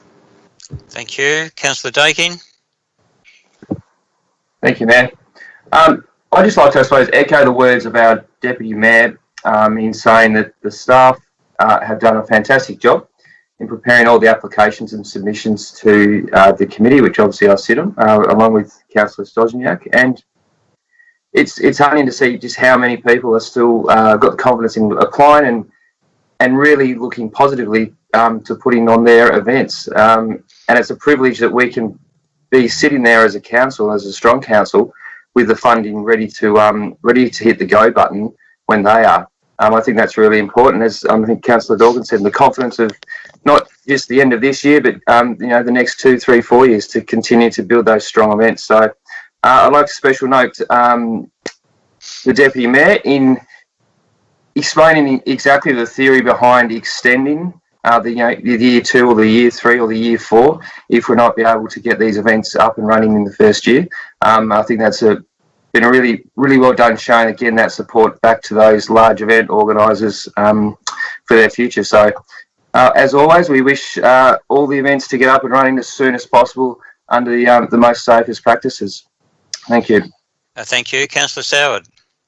Thanks, Mr Mayor, and I just wanted to thank and endorse the sentiments of previous speakers. I think it's been highlighted very well, and I guess all I wanted to add, Mr Mayor, for this item, but my comments can be equally attributable to all of the other previous items, is that when you look through this list of items in front of us today that we're dealing with in this matter, they cover a wide range of avenues, and that says to me it's one example of our council being inclusive and supporting a range of different initiatives across the community. And when I look at the previous items, once again, a huge range of arts and cultural and sporting and community activities and initiatives. And I think, Mr Mayor, not that I would ever get into the operational side of things, but there are a lot of good stories in these items that we're dealing with today. Council supporting a range of initiatives across the community, a range of events across the community that literally have the potential to involve many tens of thousands of Launcestonians, Northern Tasmanians, and picking up Councillor Dawkins' remarks, people from all parts of the state coming to Launceston to enjoy them. So there's a lot of good news stories in that. And I guess the only frustrating part of all of this for me is that some who sit out there and wish to criticise the council for things that they maybe think we don't do too well, perhaps don't see things like this, where through the actions of our hard-working staff and our committee of councillors who sit on in assessment of these applications, that there's a lot of good things going on in this space. So very pleased to support this recommendation, Mr Mayor. And as I said, lots of good stories to be told, with lots of people benefiting from not just the grants in this particular item, but previous items. Thank you. Thank you, Councillor Soward. Any other speakers? Councillor Dawkins and Dakin, you still got your hand up. Is that a question or? No, Mayor, I've got my hand down. Good, thank you. So we have no other speakers. Deputy Mayor, you wish to close? We're doing 16.4.1, excluding dance, sport and the Tasmanian Turf Club. Thanks, Mayor. More than ever, we need events and a vibrant events program that shines the light on positivity in Launceston and Northern Tasmania. And I want to thank those event organisers and those volunteer organisations that spent so many hours putting together their original application form for signature event funding, and indeed the responses during the delayed period that recognise the way that their event can adapt and move forward. And I would recommend the funding recommendations to councillors for this financial year and as pre-commitments for the 2 following financial years as listed. Thank you. I'll put the motion. Those in favour say aye. Aye. Aye. Aye. Any against? Say no. No against, so that is carried by all. Now we can do the other 2 items. So if the Deputy Mayor and Councillor Dakin can leave the meeting, we'll do the item of Dance Sport Tasmania and the Tasmanian Turf Club. Somebody happy to move those 2? Happy to move them. Councillor Mackenzie, Councillor Harris, second. Do you wish to speak to it, Councillor Mackenzie? Just endorse the comments made on the last item. Thank you. Councillor Harris? Nothing further to add to that. Thank you. Any councillor wish to speak? I'll put the motion. Those in favour, please say aye. Aye. Aye. Aye. Any against? So the ayes have it. That is carried. We then move on to 16.4, the recommendation 2. And again, we'll do all those. We'll do the Rotary Club of Sunrise first, and the Deputy Mayor can stay out of the meeting. Somebody happy to move all bar the Rotary, just the Rotary Club of Tamer Sunrise? Move Councillor Harris. Yep. And seconded I'll second. Councillor Mackenzie, thank you. Do you wish to speak to it, Councillor Harris? Only that the Rotary Club of Tamer Sunrise have done carols by candlelight now, I think, for 7 years, and they do a fantastic job on it. And the previous Lions Club did it for about 37 years, and it is one of Launceston's premier events prior to Christmas. And I look forward to being able to participate in it, although it will be interesting with social distancing, although perhaps by then we won't have quite so far apart. We don't know. Happy to. Thank you. Councillor Mackenzie? No, Mayor, nothing to add. Any other councillors wish to speak to it? So do you wish to close, Councillor Harris? No. So we're doing 16.4, recommendation 2, just the first item, Rotary Club of Tamer Sunrise. All those in favour say aye. Aye. Aye. Any against? Say no. That's carried. Thank you. So Councillor Deputy Mayor, you can come back to the meeting. We do item 16.4, recommendation 2, the remaining items. Someone happy to move them? So moved, Mayor. Deputy Mayor, thank you. Is there a seconder? I'll second it. That was Councillor Dawkins. Yeah. Thank you. Deputy Mayor, you wish to speak to it? Just briefly, Mayor, the remaining 3 items are particularly special, I think, given that they celebrate the diversity of our community. The diversity in terms of Launceston's Harmony Day, auspiced by the Migrant Resource Centre here in Northern Tasmania, who do a wonderful job in recognising different cultures and celebrating that with the greater community.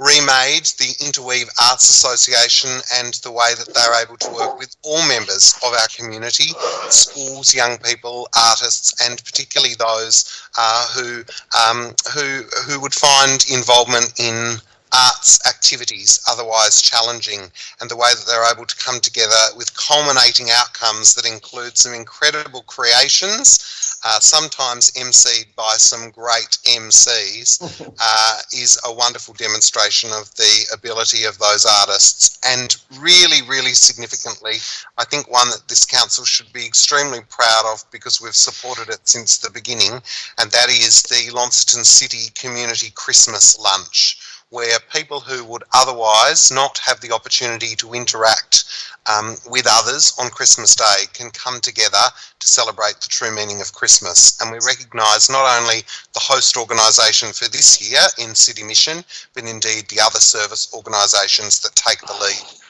in other years to bring that event to life. Thank you, Deputy. Councillor Dawkins? Yeah, I concur with everything the Deputy Mayor's just said. There's something so special about Remade, for example, where the quality of the items that are displayed, they could be made from anybody at anywhere in the community, but they're made by people who have mental health issues, people who have differing abilities, and the depth of that, the tendrils into the community that this event has is really something. So I'm really proud to have been associated with it and wish them all the very best for the future. And of course, as with the other events, we need and must always promote our multicultural community. And the thought of anyone being alone at Christmas, as I'm sure for all of you, it's heartbreaking. So a wonderful, wonderful event to sponsor. Thank you. Any other speakers? Deputy Mayor, you got a question or? No speakers. Deputy Mayor, you wish to close? No, Thank you, Mayor. I will put the motion. Those in favour, please say aye. Aye. Aye.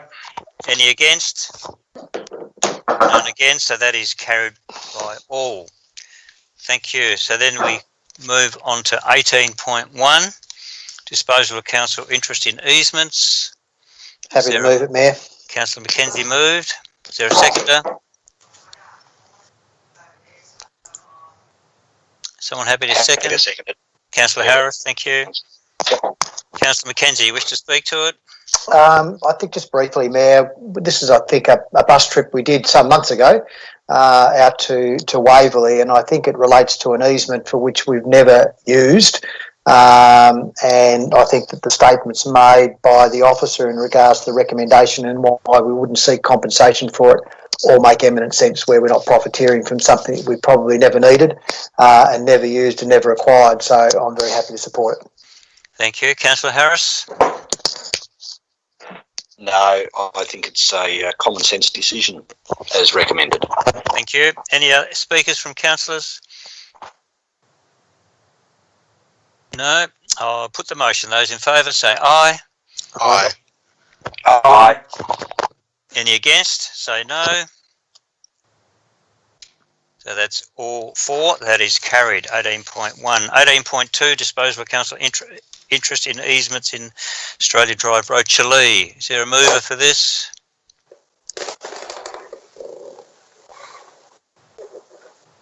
I'm trying hard to let somebody else have a turn, Mayor. Thanks for moving it. Happy to move, Mayor. Councillor Harris is moving. Who's seconding? Councillor Mackenzie. All right. Thank you. Councillor Harris, you wish to speak to it? Look, again, it's an easement that doesn't seem to now be used or needed as part of a change to the subdivision. So it is Australis Drive rather than Australia, I think. Australia. Might have said Australia. Oh, sorry, I apologise. Yep. Thank you. Councillor Mackenzie? Nothing to say, Mayor. Thank you. Any other councillor wish to speak? I'll put the motion. Those in favour, please say aye. Aye. Aye. Any against? Say no. So it's unanimous. That is carried. 18.2 done. 19.1 budget amendments. Someone happy to move 19.1? Happy to do so. Councillor Mackenzie, thank you. Is there a seconder? Happy to second. Councillor Harris, thank you. Do you wish to speak to it, Councillor Mackenzie? Look, I think the officers do a really good job in explaining what's happened. I guess the major issue with the grant funding is that wasn't received in the current year, but will be received in the 2021 year, which I think is another item coming up further. But I think that the reasons why we do what we do are explained, and I guess the difficulty with a lot of these things is the scope of works. When you set out to do them, you're not quite sure whether they're operational expenditure or capital expenditure, and as you go through the project it becomes obvious which one's which. You need to make amendments to budget accordingly. Thank you. Councillor Harris? No, other than to say that I think it just shows that quite often we do underspend on a lot of our projects as well. So, Thank you. Any other councillor wish to speak? I'll put the motion. Those in favour, please say aye. Aye. Aye. Aye. Any against, please say no. So there's none against. That is unanimous. 19.2, again, officers report on adjustments to the budget. Is there a mover? I'll go again, Mayor. Thank you, Councillor Mackenzie. Thanks for coming. Moved. Is there a seconder? Councillor Spencer, thank you. Do you wish to speak to it, Councillor Mackenzie? Look, again, it's sort of similar sort of comments to I made the last one. Things just that as they go ahead, there are projects that do need some amendment. I think they're adequately explained as to why that's the case. Budgets are budgets. They're not exact science. Some are up and some are down.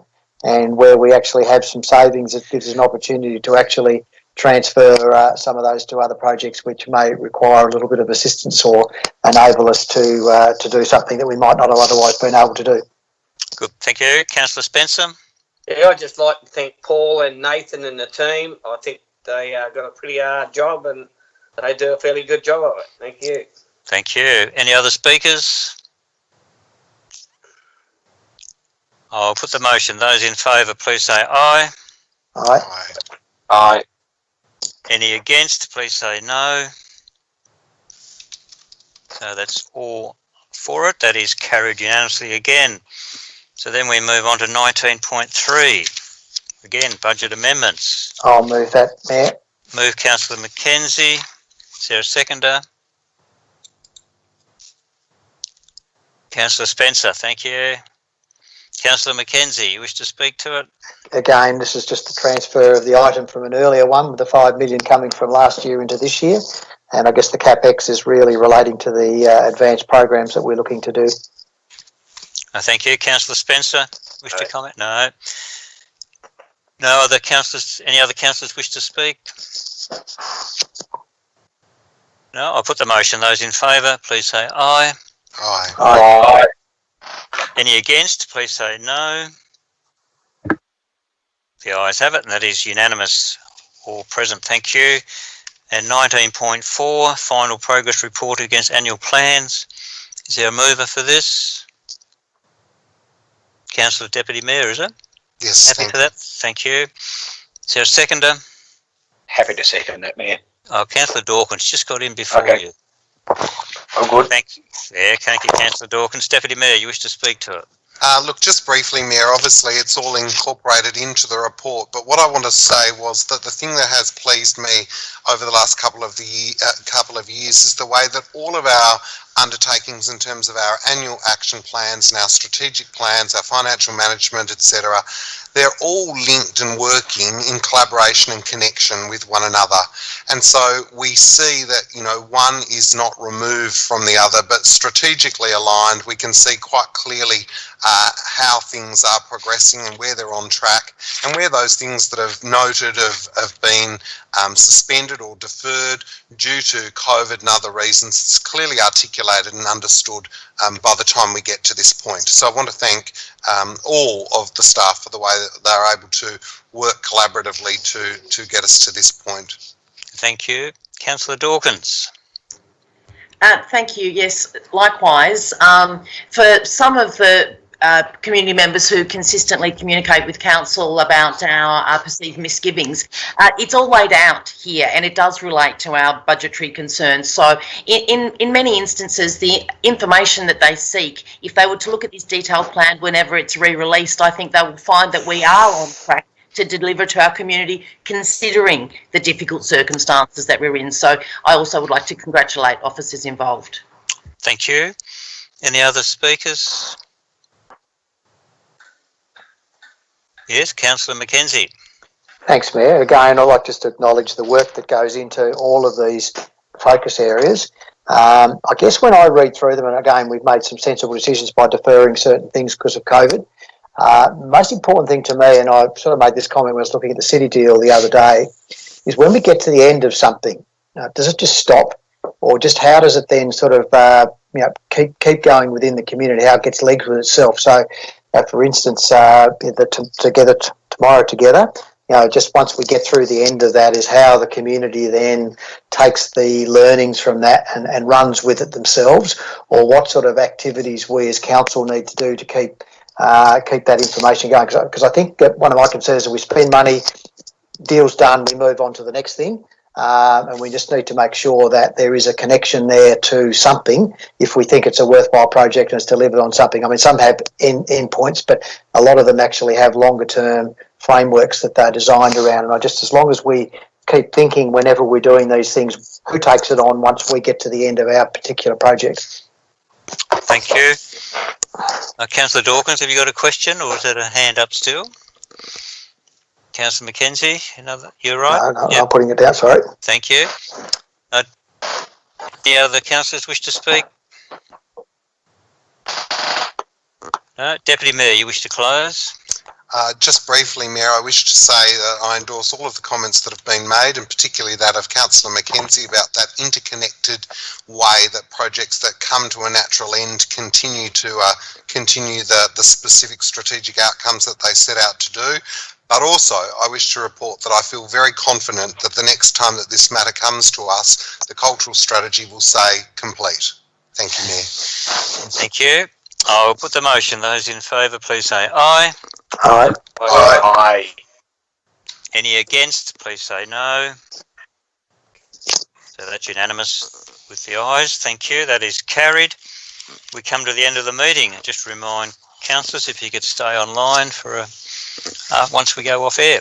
Thank you very much for your attendance. Appreciate it.